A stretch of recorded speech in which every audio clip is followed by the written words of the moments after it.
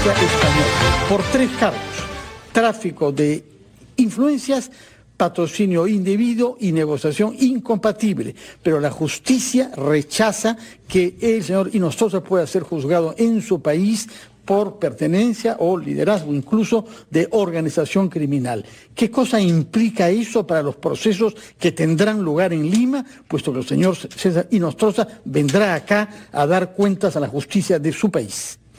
Fernando, buenos días. Patricia, Gonzalo. Buenos días, gracias por la invitación. Sí, recordará, Fernando, que hace 6 meses cuando estuvimos aquí, hablamos también del tema, y yo señalé que la razón por la cual Inostroza viaja a España no era gratuita, porque los estándares en Europa y particularmente en España no son los mismos estándares que utilizamos en la judicatura, en el régimen judicial aquí en el Perú. Esto de alguna manera era previsible. De hecho, también nos sorprendió que lo soltaran. Recuerda usted que no se aplicara ahí una prisión preventiva.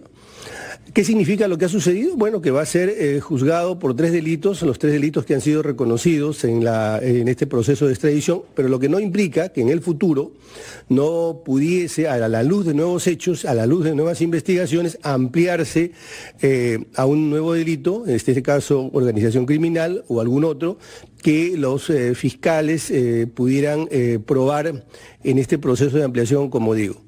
En ese caso tendrían que solicitar a la justicia española que autorice un nuevo cargo. Sería un nuevo proceso en la práctica, ¿no? Ahora, el problema es que el señor Inostroza se le considera cabecilla de una banda de organización criminal enquistada en el Poder Judicial, y decía el doctor Carlos Caro más temprano, si no hay cabecilla, los que quedan para ser juzgados de la banda... Ya no, o sea, se debilita, no el caso de él, que sabemos va a ser juzgado por otras razones, pero ¿qué pasa con los demás que estaban inmersos en el mismo delito, no? A mí la verdad que me parece fundamental que organizaciones, medios como RPP, reiteradamente, recurrentemente se preocupe de estos temas, los temas políticos, los temas judiciales. Y la pregunta que hace Patricia me parece fundamental. ¿Por qué? No hay que distraernos ni equivocarnos. A mí me parece muy bien el trabajo que están haciendo los fiscales, hay que respaldarlo, pero no hay que engañarnos. La lucha contra la corrupción no se agota en la investigación, el juzgamiento y la sanción de 4 presidentes y algunos ministros. Desafortunadamente la corrupción es más profunda y está mucho más extendida. No podemos hacer una reforma de la justicia basados en premisas falsas y en reglas falsas. ¿Cuál es una premisa falsa? Creer que sobre las mismas instituciones vamos a poder hacer la reforma de la justicia. Lo que acaba de señalar Patricia. Es evidente, porque lo dijo, se dijo en la época del Seriajús. Gonzalo, tú te acuerdas porque tú estabas muy también cerca en esa época, se dijo en esa época... Más de 10 años, ¿ah? Sí, por supuesto, se dijo en esa época que el 25% del Poder Judicial estaba de alguna manera penetrado, el sistema de justicia estaba penetrado por la corrupción organizada. ¿Recuerdan lo que dijo Víctor Prado Saldarriaga? Aquí mismo también, que el 30%, o sea, 10 años, más de 10 años después, el 30%. Entonces, lo que yo quisiera decir, aprovechando la pregunta de Patricia, es que no nos engañemos. Esto evidentemente está muy bien, todo lo que se está haciendo, y hay que respaldarlo sin ningún ambaje. Pero aquí hay una tarea de fondo, va a costar mucho reformar la justicia, nos va a costar. Porque no solamente en términos, perdóname, no solamente en términos económicos, en términos sociales, en términos de compromiso, nos va a costar mucho, porque al final del día lo único que tenemos es la justicia, para la inversión, para las personas que no tienen sino simplemente su trabajo, para todo, la justicia finalmente es la respuesta. Entonces sí hay organizaciones criminales, no una, sino organizaciones criminales en el Poder Judicial. Yo creo que los propios jueces lo saben, las propias autoridades lo saben, y lo importante es que revertamos esa situación, no a partir simplemente de casos puntuales, sino de una lucha estructural y de fondo. Ahora, defensor, pero es bien difícil sacar esas organizaciones criminales si no prospera el caso de la organización criminal de los cuellos blancos porque no parece, según la justicia española, haber indicios suficientes, cuando hay unos audios que son muchísimo más de lo que se puede decir de otras, ¿no? Entonces es un poco, como decía Patricia, bien desalentador este resultado judicial en España y qué perspectivas, en todo caso, qué alternativas tenemos pensando en esa lucha anticorrupción, justamente en la línea de lo que usted dice, de que hay que casi que refundar para extirpar esas no una, sino varias organizaciones criminales en la judicatura peruana. En primer lugar, el partido no está perdido en relación a Inostroza. Como dije hace un momento, esto, a la luz de nuevos hechos, a la luz de mayores investigaciones, este tema se puede retomar. Pero hace un momento acabo de señalar que no hay una organización criminal. Créanme que probablemente si vamos a varios distritos judiciales, vamos a encontrar organizaciones criminales. De manera que esta supuesta derrota, no descalifica ni nos saca del carril para poder luchar contra toda esta corrupción que puede existir en todo el sistema judicial. Por lo tanto, esta tarea hay que hacerla. Y uno de los primeros pasos es la creación de la Junta Nacional de Justicia. Recordemos que no tenemos órgano de control de los jueces, no tenemos. No hay manera de que haya corrupción en el Poder Judicial eficiente para los fines de los corruptos y los corruptores si es que no se trabaja en red, porque tu caso finalmente va a seguir subiendo, lo va a ver alguien más, se necesita 2 de 3 en una sala, 3 de 2, es decir, se necesita trabajo en equipo para ser corrupto dentro del Poder Judicial. La lógica misma de cómo funciona la justicia, que está muy bien porque así se hizo para que no, justamente las cosas no dependieran de una persona, da cuenta de que son personas que trabajan, se coluden, hacen que el caso llegue a tal sala, con tales jueces, pero repito, el Estado no se podía dar el lujo de perder esa ficha en el caso de la extradición de César Inostroza, y la resolución española es durísima. No hay ni un solo indicio claro de que el señor pertenezca a una banda criminal. Sí, sin duda el caso es emblemático, pero la mayoría de casos terminan en las cortes superiores de determinados distritos judiciales. No es que todos lleguen a la Suprema. Y repito, el caso es emblemático y no está perdido, pero la tarea, como digo, es mucho más profunda y mucho más extendida y hay que encararla. Doctor Gutiérrez, permítanos invitarlo a hacer con nosotros una pausa de la media hora y retomamos luego esta conversación para que nos cuente cuál es el calendario que tenemos delante para la creación de la Junta Nacional de Justicia. 8:29, titulares de la media hora.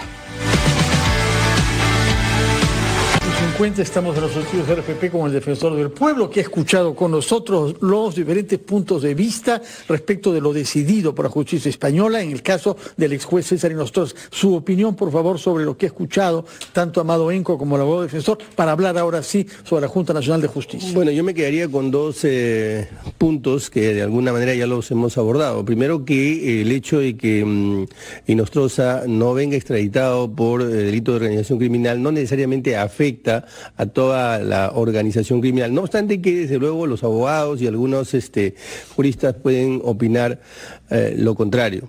En una organización, el hecho de que el cabecilla muera o el que no se pueda probar o que desaparezca, no desaparece la organización criminal. Me parece importante que el procurador haya subrayado este tema. Y en todo caso, también lo habíamos dicho hace un momento y el procurador también lo ha sindicado, es que en el futuro, con mayor investigación, mayores hechos, podrá ampliarse la extradición.